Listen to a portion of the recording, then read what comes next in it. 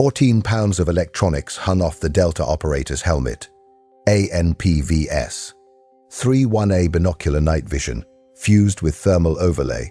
A Wilcox L4G24 mount, machined from aerospace-grade aluminium. Infrared laser designator. Bone conduction communication headset, linked to a MBITR radio encrypted across two 56-bit channels. Total cost of the headgear assembly alone, north of $42,000. The British sergeant standing next to him wore a helmet that cost £312. No thermal fusion, no laser designator mounted to the rail. A single tube PVS, 1/4 monocular clipped to a basic shroud, a generation behind what the Americans considered minimum standard. His radio was a Bowman PRR, a personal roll radio with a 500-meter range that weighed less than a tin of beans. He had a silver compass on a lanyard around his neck, a folded map in a waterproof case tucked inside his smock. That was it. In approximately 9 hours, that British sergeant would lead a 4-man SAS patrol through a district of Ramadi so dangerous that American intelligence analysts had classified it as denied terrain, meaning no coalition forces had operated inside it on foot for over 14 months. The patrol would move through 600 meters of urban space, controlled by an estimated 35 to 40 insurgents, identify 3 weapons caches, locate a high-value target that had evaded 7 previous raids, and extract without firing a single round. Delta Force had attempted an operation in the same district 11 days earlier. They had gone in with 24 operators, 4 Striker vehicles for outer cordon, a Predator drone overhead, and a QRF of 16 Rangers staged 3 minutes away by vehicle. The operation lasted 47 minutes and ended in a 90-minute firefight that wounded 2 Americans, killed 6 insurgents who were not the intended target, and failed to locate either the weapons caches or the HVT. The British did it, with 4 men and a compass. This is the story of how Britain's 22nd Special Air Service Regiment operated in Iraq between 2003 and 2009, and why by the end of that period, the most elite unit in the United States military was quietly redesigning its own tactics based on what the British had shown them. To understand what happened that night in Ramadi, and across dozens of similar operations in Baghdad, Basra, Fallujah, and the Western Anbar Corridor, you first need to understand the fundamental difference between how British and American Special Operations Forces approached the same war. It was not a difference in courage. It was not a difference in fitness, or commitment, or willingness to accept risk. Both Delta Force and the SAS recruited from the most physically and psychologically capable soldiers their respective armies could produce. Both organizations had selection courses designed to break candidates. Delta's operator training course at Fort Bragg ran approximately 6 months. The SAS selection course at Hereford and the Brecon Beacons ran approximately the same. Pass rates hovered around 10 to 15% for both. The difference was philosophical. It was doctrinal, and it was visible in every single piece of equipment the 2 forces carried into battle. American Special Operations doctrine since the late 1990s had been built on what the Pentagon called full-spectrum dominance. The concept was straightforward: overwhelm the battle space with technology, intelligence, firepower, and communication so thoroughly that the enemy cannot respond faster than you can act. This doctrine produced extraordinary capability. By 2005, Delta Force operators in Iraq had real-time satellite imagery piped to wrist-mounted screens. They had helmet cameras streaming live to Joint Operations Center screens in Balad, where analysts could advise them mid-raid. They carried weapons fitted with PEQ, 1.5 infrared laser modules, accurate to 600 meters in total darkness. Their vehicles were fitted with signals intelligence suites that could intercept mobile phone traffic within a 3-kilometer radius. Each operator went into a target building carrying approximately 23 kilograms of equipment on their body, not including armor, water, or ammunition. It was the most technologically advanced infantry force in human history. And it worked. Under the command of General Stanley McChrystal, the Joint Special Operations Command ran an industrial-scale targeting machine that would eventually conduct up to 12 raids per night across Iraq. The kill-capture rate was devastating, but there was a problem. The technology created dependencies. When the satellite link dropped, and in urban Iraq it dropped regularly, operators accustomed to overhead imagery had to revert to map reading they had not practiced in months. When the encrypted radios failed in the dense concrete canyons of Iraqi cities, and they failed constantly because the buildings blocked the signal paths that worked perfectly in open desert, coordination collapsed to shouting distance away. When the helmet-mounted systems overloaded operators with information, target imagery, chat messages from analysts, GPS waypoints, radio traffic from 3 nets simultaneously, decision-making slowed. Studies later published by the RAND Corporation noted that information overload in special operations was directly correlated with slower reaction times in the critical first seconds of room entry. Milliseconds that, in close-quarters combat, were the difference between shooting first and being shot. The British took a different path. Not because they chose to, because they could not afford the alternative. In 2003, the entire annual budget of the United Kingdom Special Forces Directorate, covering 22 SAS, 21 SAS, 23 SAS, the Special Boat Service, the Special Reconnaissance Regiment, and all supporting elements, was approximately £250 million.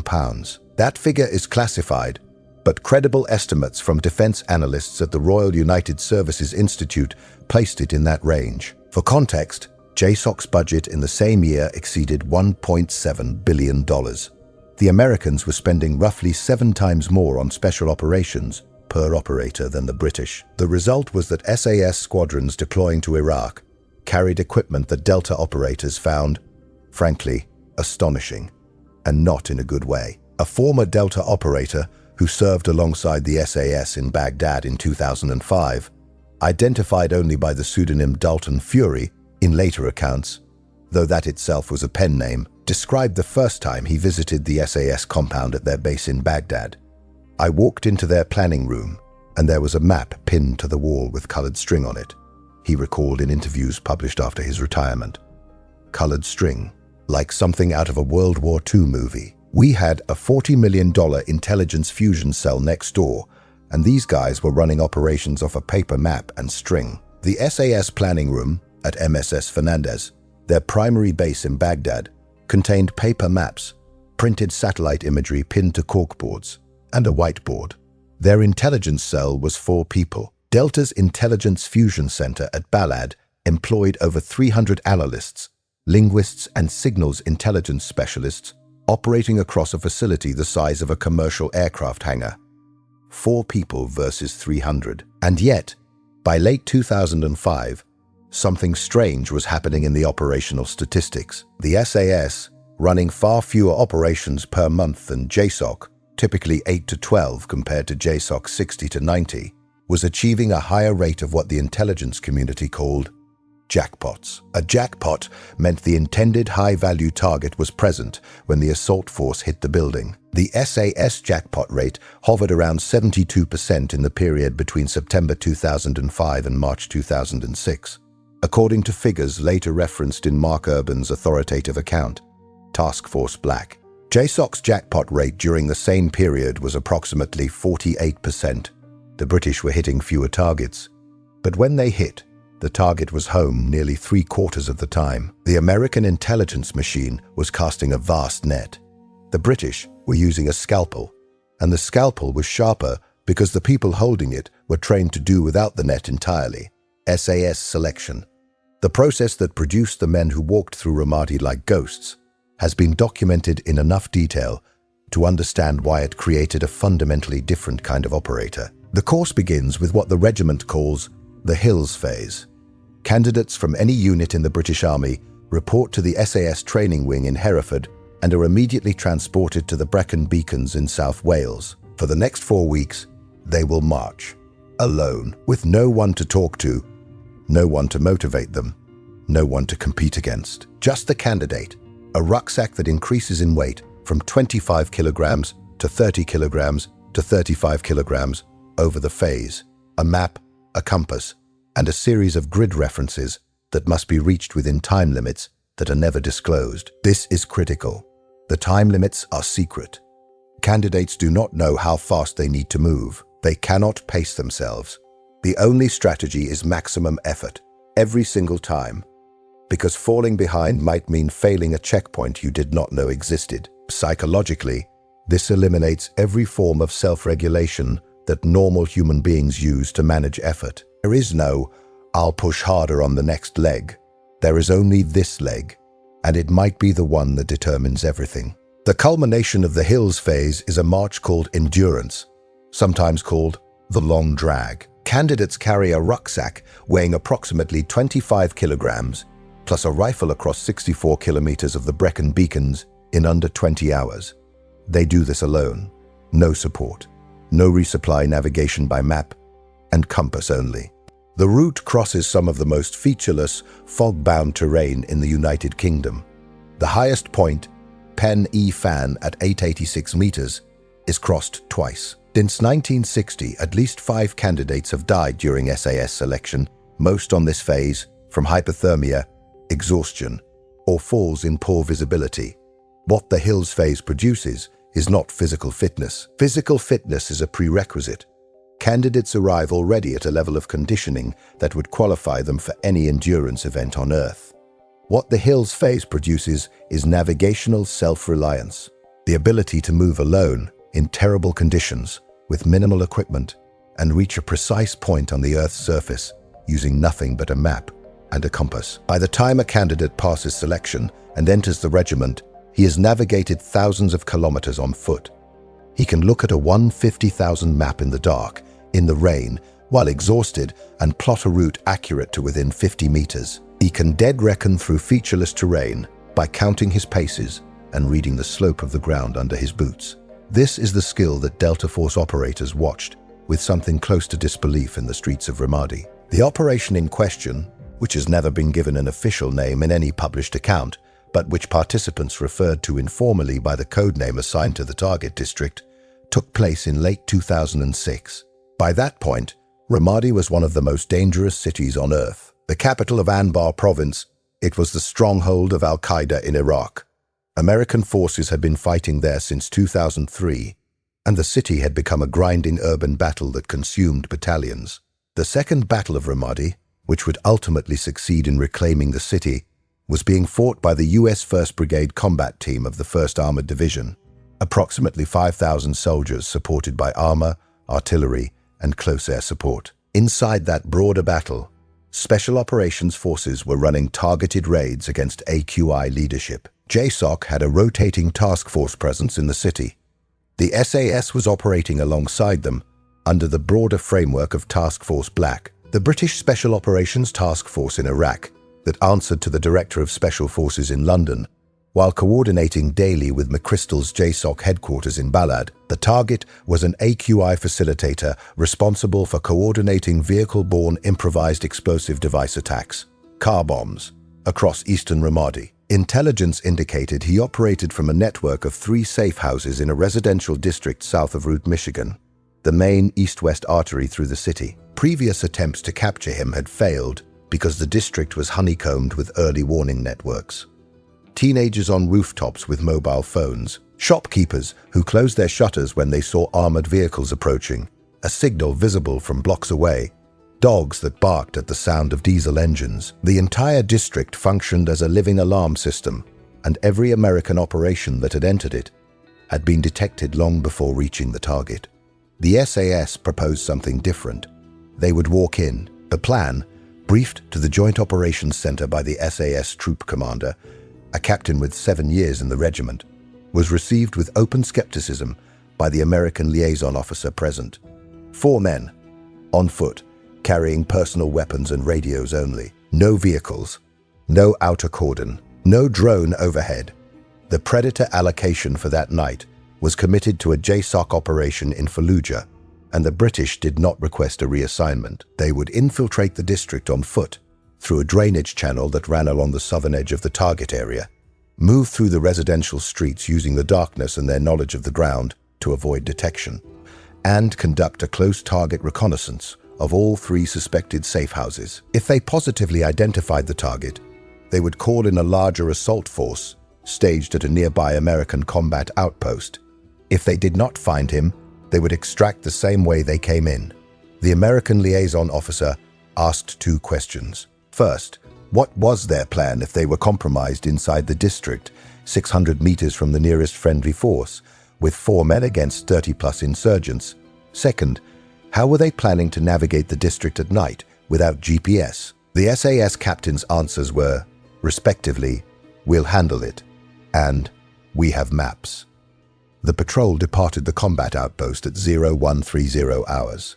4 men. The patrol commander, the sergeant mentioned earlier, carried an L11 9A1 carbine, 6 magazines of 30 rounds each, 2 fragmentation grenades, 1 smoke grenade, his PRR radio, a medical kit, water, and the map in its waterproof case.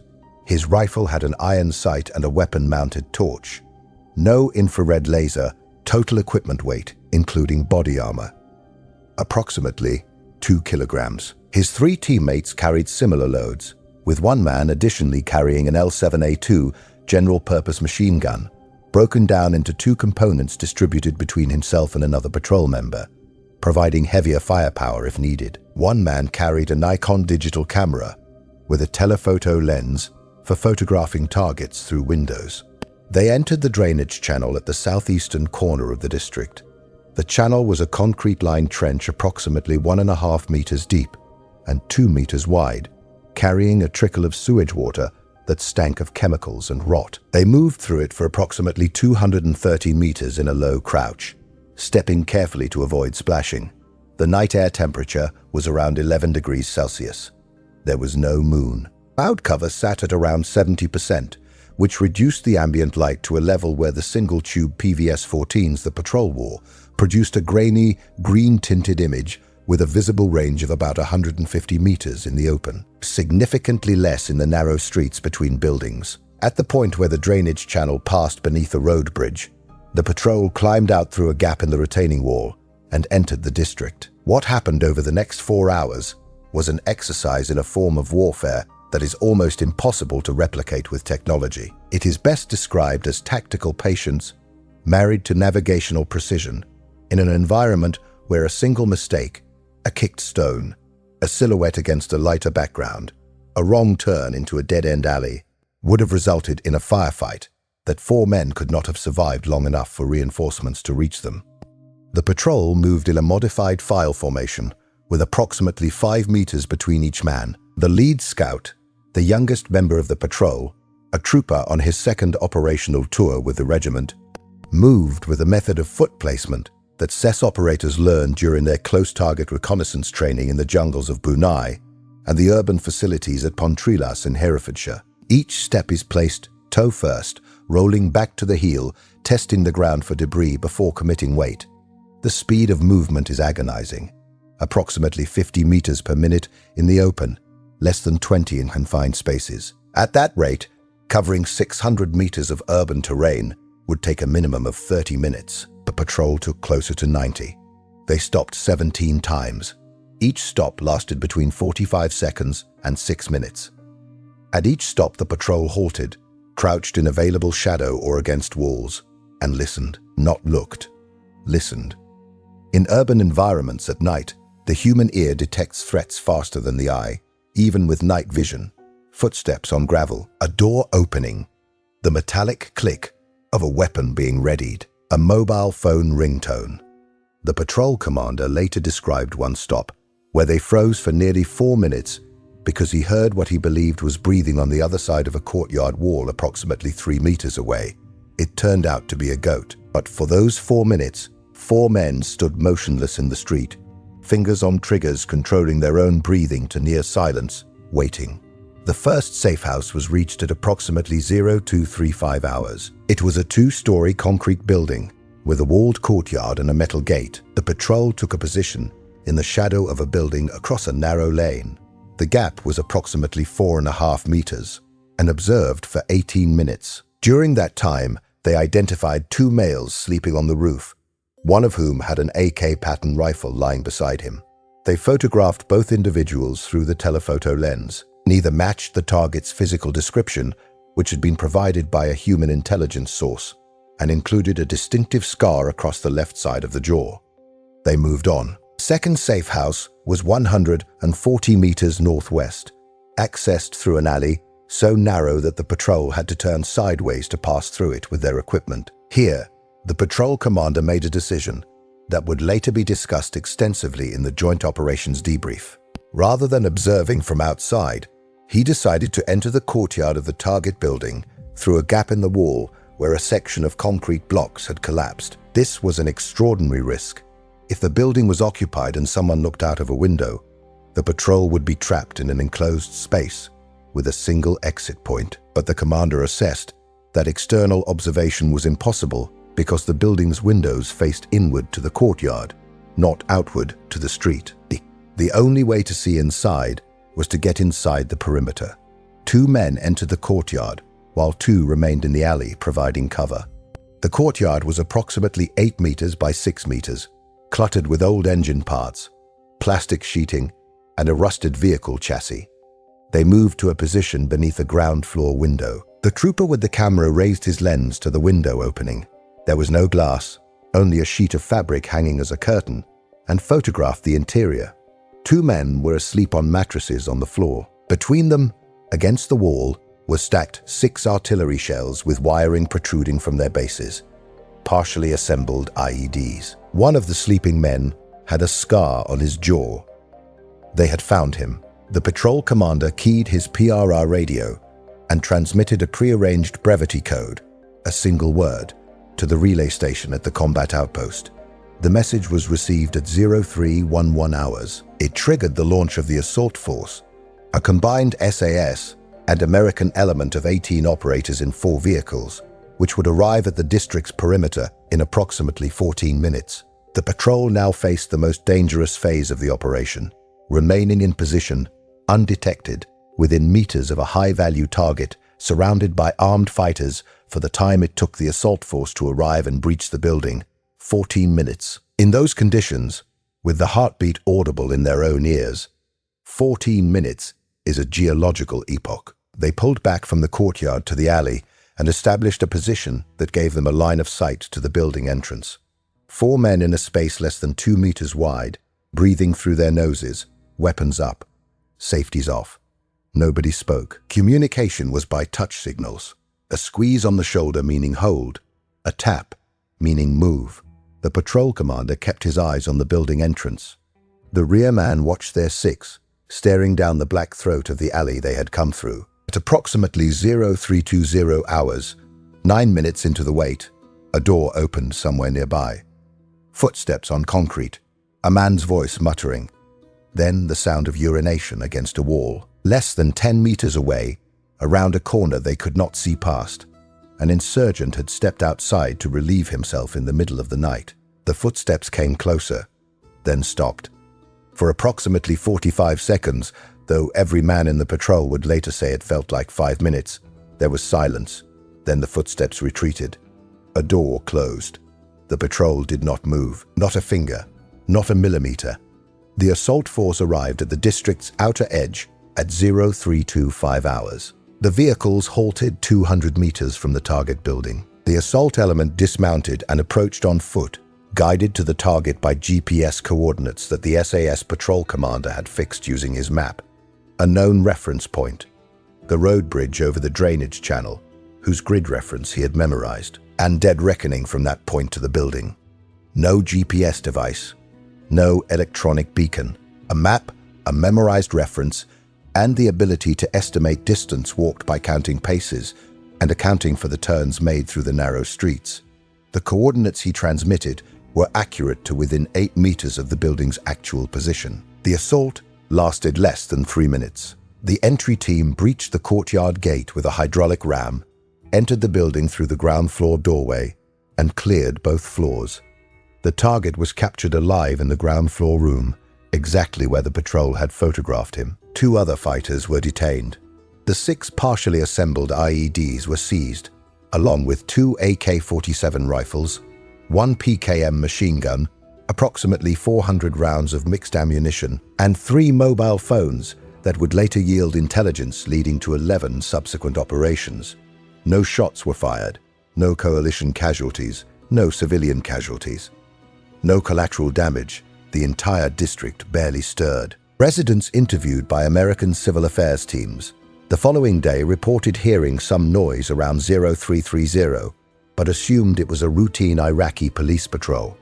4 men with maps and compasses had done what satellites and Predator drones and $40 million intelligence cells had failed to do for over a year. The aftermath of that operation, and others like it, rippled through the special operations community in Iraq in ways that are still debated in professional military education classrooms from Fort Liberty to Sandhurst. The most visible effect was a shift in how JSOC planned and executed what they called sensitive site exploitation, the follow-up intelligence gathering after a raid. The SAS method of close target reconnaissance before committing the assault force was not new in British Special Operations doctrine. It was, in fact, standard operating procedure dating back to the regiment's operations in Malaya in the 1950s, Borneo in the 1960s, Oman in the 1970s, and Northern Ireland from 1969 onward. The principle was simple and had been stated by the regiment's founder, David Stirling, in terms that had not changed in 60 years. Get close, stay hidden, strike once, disappear. What was new was the realization inside the American Special Operations establishment that this approach was not merely a relic of low-budget British pragmatism. It was, in certain environments, tactically superior to the technology-heavy method. The key metric was compromise rate, the percentage of operations where the assault force was detected before reaching the target. In the urban environment of Iraqi cities, where the civilian population included both innocent bystanders and active insurgent informants, the compromise rate for vehicle-borne operations was staggeringly high. Estimates, compiled by JSOC's own analysis cells, placed it at between 35 and 45% for Ramadi, meaning that roughly 4 out of 10 times the target knew the Americans were coming before the first boot hit the ground. The armored vehicles were loud. The helicopter overwatch was loud. The Predator drone, while inaudible from the ground, created a characteristic electronic signature that insurgents equipped with commercial radio scanners could detect. The SAS foot patrols in the same city had a compromise rate that, according to sources who served with Task Force Black, was below 8%, 38% versus 8%. The difference was not marginal. It was an order of magnitude. And it explained almost entirely why the British jackpot rate was so much higher. If the target did not know you were coming, the target was still there when you arrived. It was that simple. But the simplicity was deceptive, because the capability required to achieve that compromise rate was anything but simple. It was the product of a selection system, a training pipeline, and an institutional culture that prioritized individual skill over technological support in ways that the American system, for entirely understandable reasons of doctrine, budget, and institutional incentive, did not. Consider navigation. A Delta Force operator in 2006 carried a Garmin Fortrex GPS unit that provided his position to within 3 meters anywhere on Earth. It was reliable, precise, and required no skill beyond pressing a button. An SAS operator carried a map and a compass and relied on skills that had taken years to develop. Terrain association, pace counting, dead reckoning, mental mapping of 3-dimensional urban space from 2-dimensional overhead imagery. If the GPS failed, the Delta operator was degraded. If the map got wet, the SAS operator could navigate from memory because he had studied the area so thoroughly in planning that he could draw the street layout freehand. Consider surveillance. An American reconnaissance element typically employed electronic sensors, ground-based radar, seismic detectors, remote cameras to monitor a target site before a raid. These systems were effective, but created electronic emissions that a technically sophisticated enemy could detect. The SAS used human eyes, a 2-man observation post, buried in rubble or concealed in a derelict building for 24 to 48 hours, watching the target through a spotting scope and recording everything in a notebook with a pencil. No emissions, no batteries to die, no software to glitch, just 2 men who had been trained to remain motionless, awake, and observant for periods that most human beings would find psychologically unbearable. Former SAS operators who have spoken publicly, men like Andy McNabb, Chris Ryan, and others who served in earlier eras but whose accounts illuminate the training methodology, have described observation post exercises during continuation training where pairs were required to maintain a position within 15 meters of an enemy sentry for 72 hours without being detected. 72 hours. 3 full days, without moving more than necessary to eat, drink, or relieve themselves into bottles carried for the purpose. The target sentries were other SAS soldiers specifically tasked with finding them, using every method available including thermal imaging. The pass standard was absolute. If you were detected, you failed. The exercise was repeated until you did not fail. This is the training that produces men who can stand motionless in a dark alley while an insurgent urinates 10 meters away and feel nothing but controlled patience. The technological question that this story raises is not whether technology is useful in warfare. It is self-evidently useful. The Predator drones, the satellite intelligence, the encrypted communications, and the precision weapons that American forces employed in Iraq saved thousands of lives and enabled operations that would otherwise have been impossible. The question is whether technological capability can become a substitute for, rather than a supplement to, the fundamental human skills of soldiering. The British experience in Iraq suggests the answer is no. By 2007, visible changes had begun appearing in American Special Operations methodology. JSOC increased the frequency of foot-borne approach operations, particularly in dense urban areas. The U.S. Army Special Operations Command commissioned a study, portions of which were later referenced in unclassified publications, examining what it called low-signature insertion techniques and their correlation with operational success rates. The study explicitly cited British special operations practices in Iraq as a model. Delta Force operators were required to complete additional land navigation training that included multi-day exercises without GPS. The 75th Ranger Regiment, which provided the QRF and cordon forces for JSOC operations, implemented a revised patrolling syllabus that emphasized silent movement techniques previously considered a special forces specialty rather than a conventional skill. The changes were not wholesale. JSOC did not abandon its technological superiority, nor should it have, but the absolute faith in technology as a force multiplier was tempered by the recognition that in certain environments, against certain enemies, the force multiplier was the individual operator's skill. The most expensive night vision system on Earth is worthless if the enemy hears your vehicle from 400 meters away.